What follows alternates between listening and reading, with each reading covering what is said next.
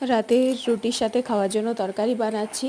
আলু পটলের বাটি চচ্চড়ি করছি, তার জন্য আলুটাকে চৌকো চৌকো করে কেটে নিয়েছি, পটলটাকেও তাই করে কেটেছি।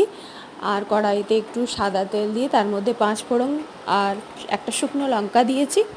দিয়ে সবজিটাকে দিয়ে লবণ, হলুদ, জিরে গুঁড়ো, ধনে গুঁড়ো দিয়ে ভালো করে কষিয়ে নিলাম।